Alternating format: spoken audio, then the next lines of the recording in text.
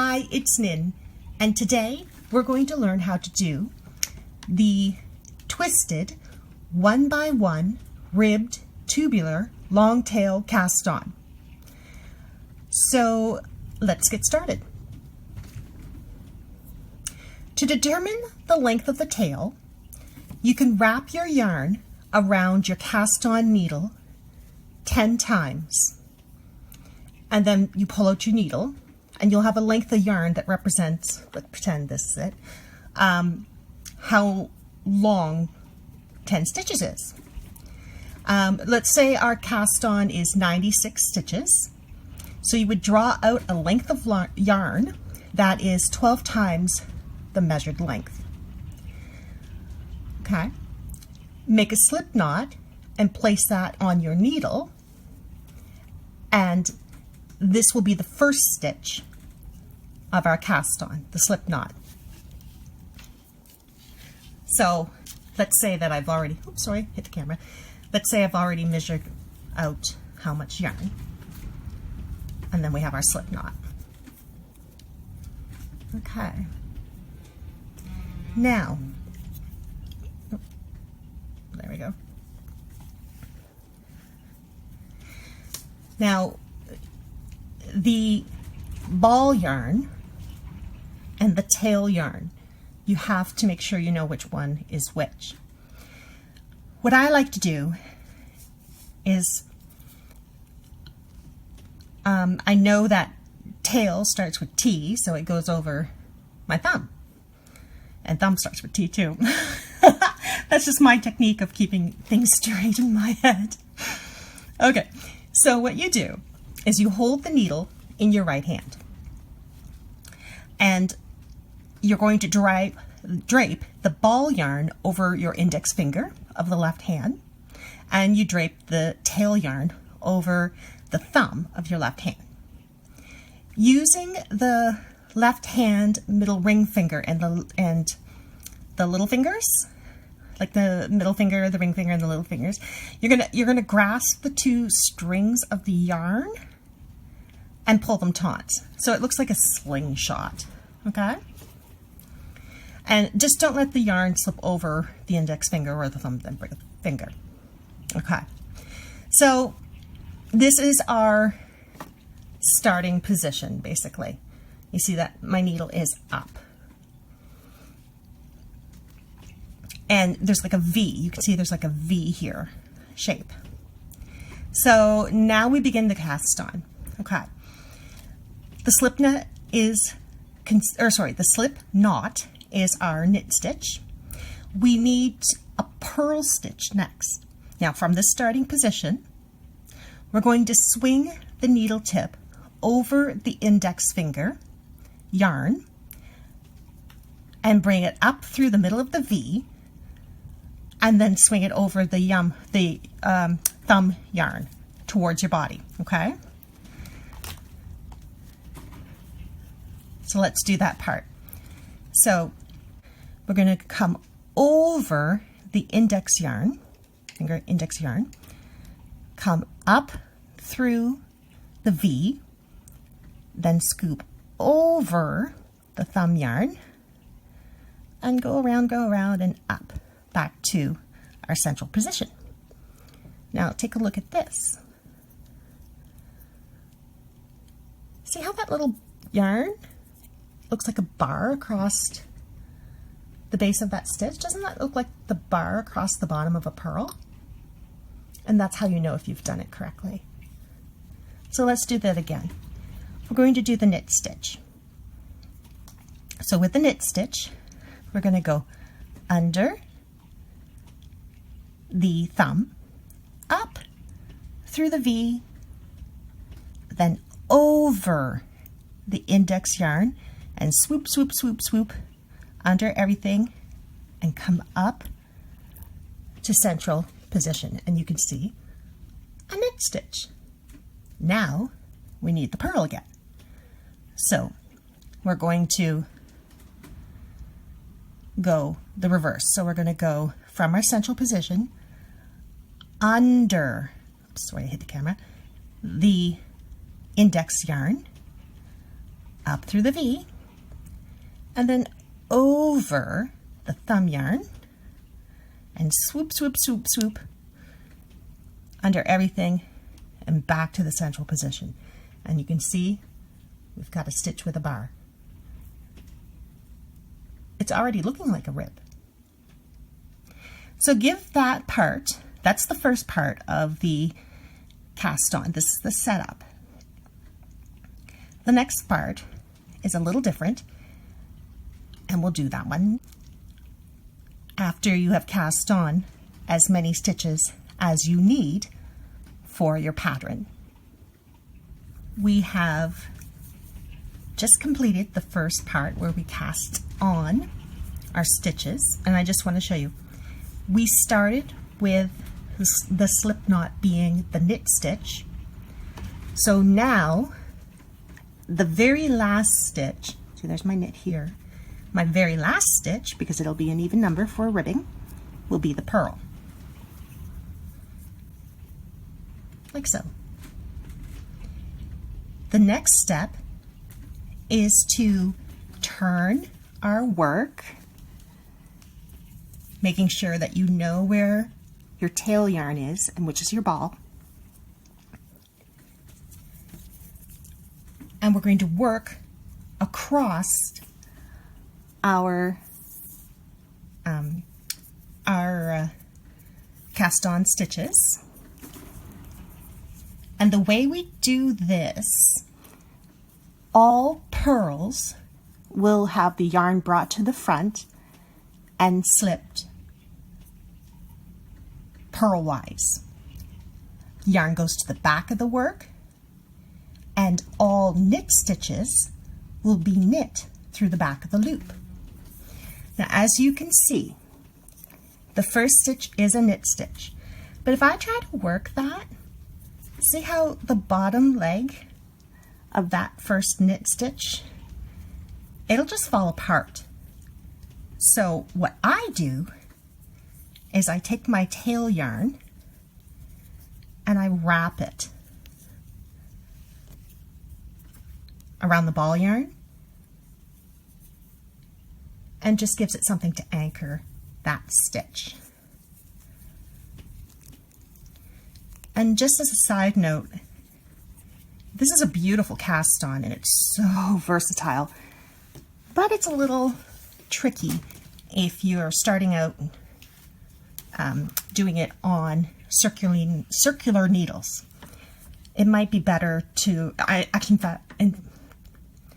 it would be better to do this on straight needles and then simply transfer over to circular needles before you joined in the round. Okay, so first is a knit stitch. I've twisted my ball yarn around, my tail yarn around the ball yarn. I'm going to insert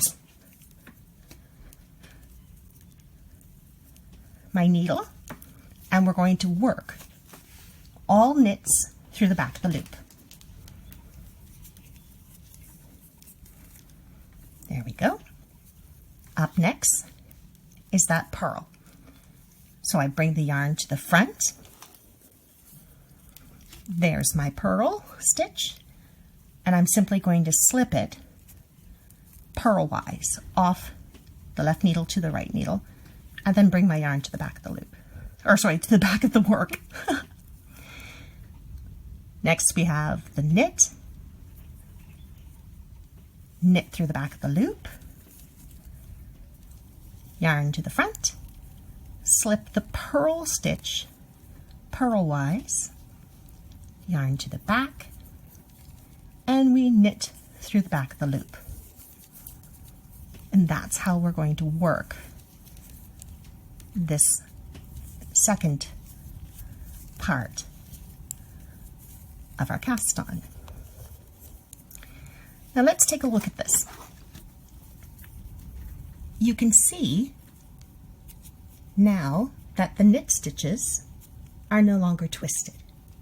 They're now actually oriented the correct way. We will be continuing with the twisted knit because our pattern is a twisted rib and it's going to flow seamlessly from our cast on. So work across your stitches until you get to the end, and then we're going to do the next step. Okay, so we're at the end, almost the end of the second step. You see I have a knit, and the last one is a purl. And of course we don't work that purl, remember, it's just slipped. And now we're going to turn our work. At this point, if you are using straight needles to do the initial cast on, you will want to transfer your work onto the circulars. So I would suggest start working this row with the circular. Now,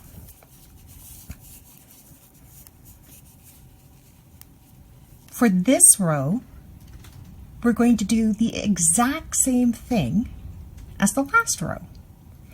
We are going to slip our purls with the yarn to the front, and we are going to knit our knit stitches through the back of the loop.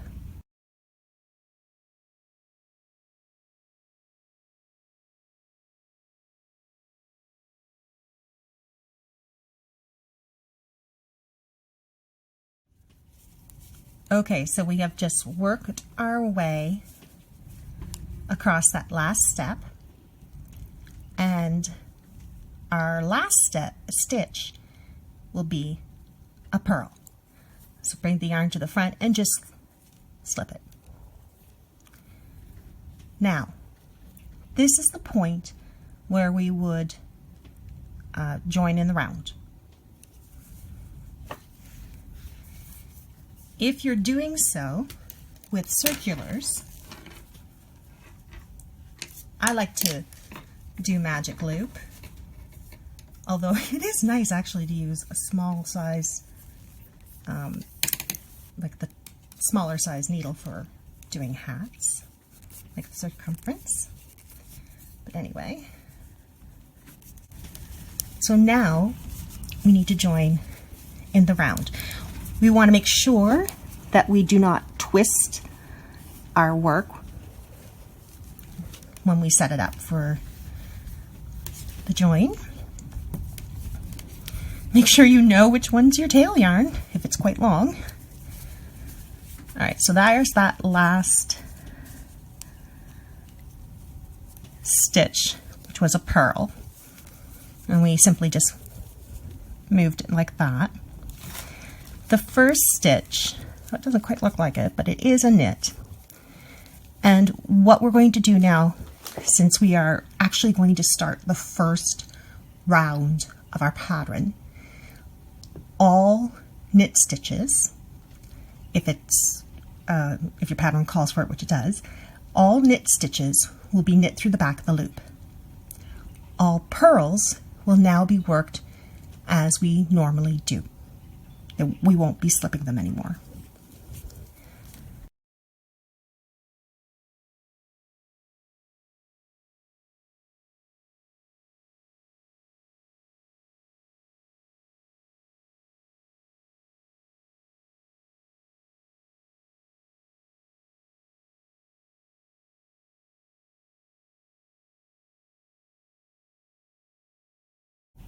You'll notice there is a gap between our setup cast on. What you would simply do as you continue on is take your tail and just sew that up, you know, so that you can't see it, and that's perfectly fine. If you are working with double pointed needles, I would suggest doing all of the steps for this particular cast on straight needles that are long enough to hold your stitch count. And then when you're about ready to join in the round, transfer them over to your double pointed needles. I think unless you're really, really good with working with double pointed needles, which I am not, I'll be the first one to say, you'll want to have everything on one straight needle when you're doing that rotating of the work. Otherwise, if you have all your double pointed needles in there, things could get pretty messy and things could fall out. So I would say once the initial steps are done, transfer your work onto your DPNs, and then however you join in the round, just join in the round and start from there. Okay? And then start your first round. Now I just want to show you something. I'm going to work a little bit so that you can see something here.